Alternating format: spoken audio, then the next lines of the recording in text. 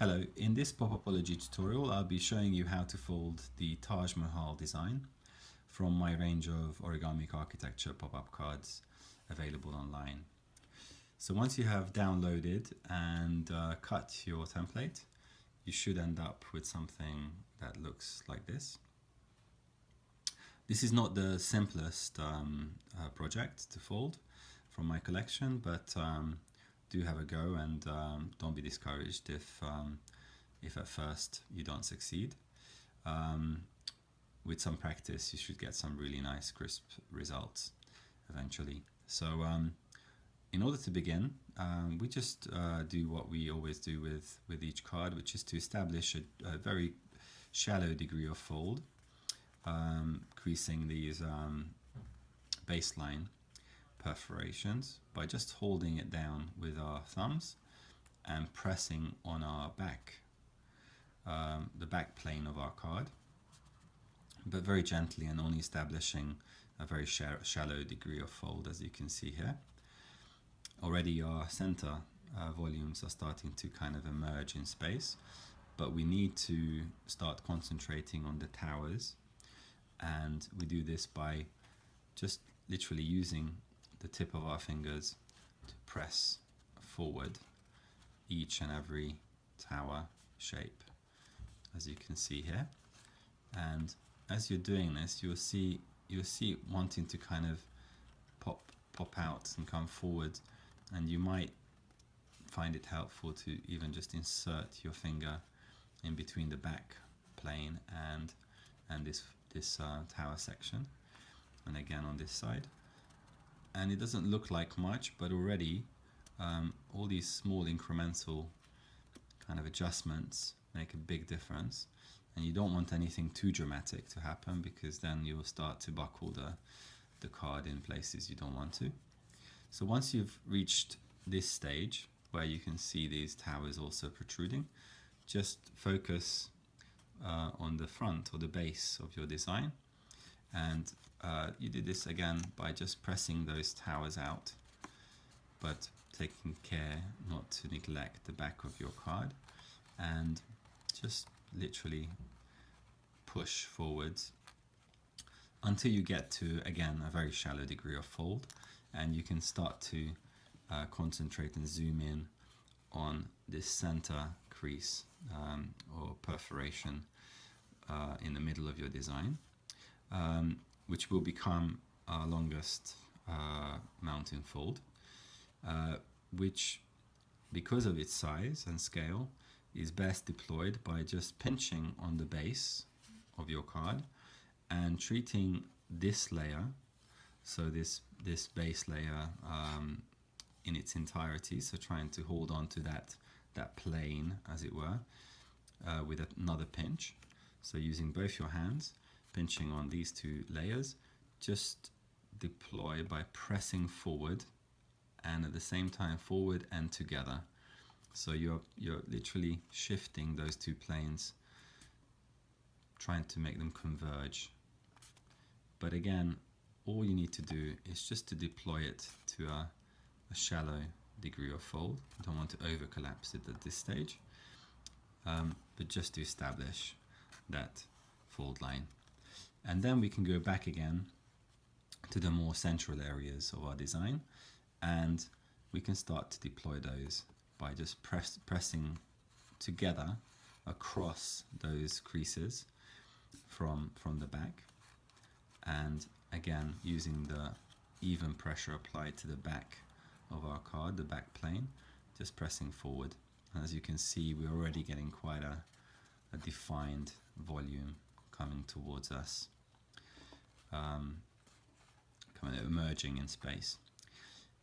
But again, as you can see, certain areas are starting to buckle, so you just want to zoom in whilst you're doing that by just literally adjusting, by just pinching the card on the back and just with your thumb just pressing that forward, that little section on the tower.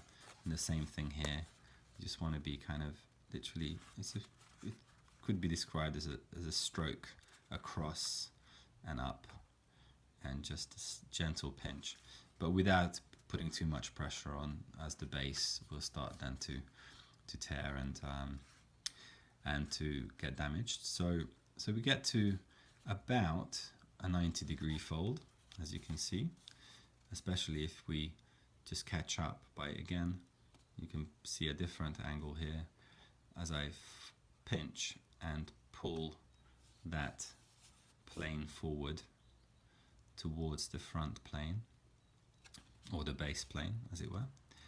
And you can see at this stage we have a general kind of 90-degree collapse. But now comes the real tricky part, which is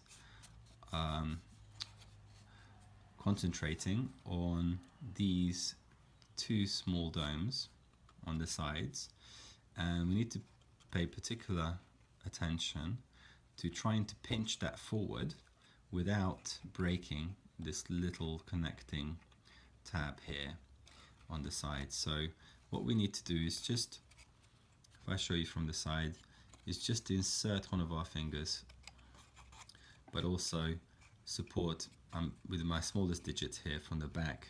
I'm supporting that plane and literally just pinching, but not fully pinching, just pinching up to a certain degree on that section there, and repeating the same process again here as well. So one finger as support and a pinch from the front, and really once you've got to this stage without damaging that kind of bridging area there, you can progressively with one hand supporting your backing areas, so your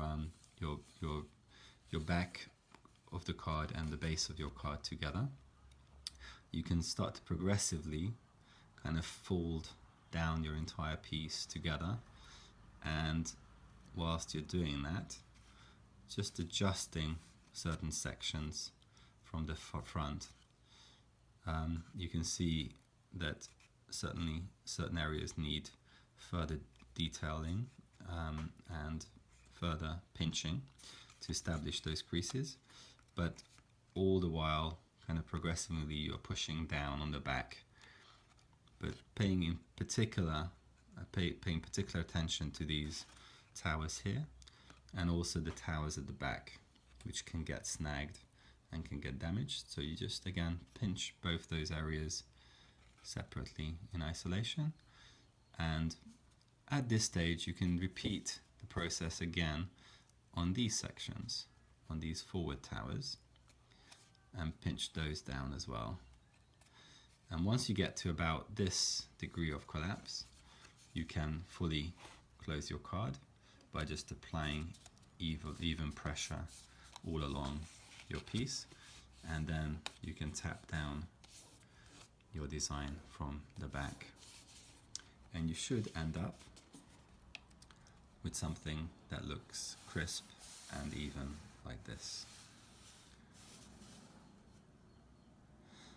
So your card is now ready for personalization and decoration if you wish, and also if you want to cover this void that's left by our volumes from the reverse of your card, then I recommend that you use colored transparency for optimum effects, because if you just attach your transparency sheet with some tabs of glue on the back, you get this really beautiful shadow and light play that you can see here if I orientate it towards the natural light. So you get the option of utilizing all the apertures with that kind of luminous effect from the back, which gets some really interesting results. So do experiment with different colors and stocks. You can get these transparency papers from crafts shops and online. So enjoy the fold, and I do hope you get some neat results. Do check out my other tutorials available online, and hope to see you again soon. Thanks for watching. Goodbye.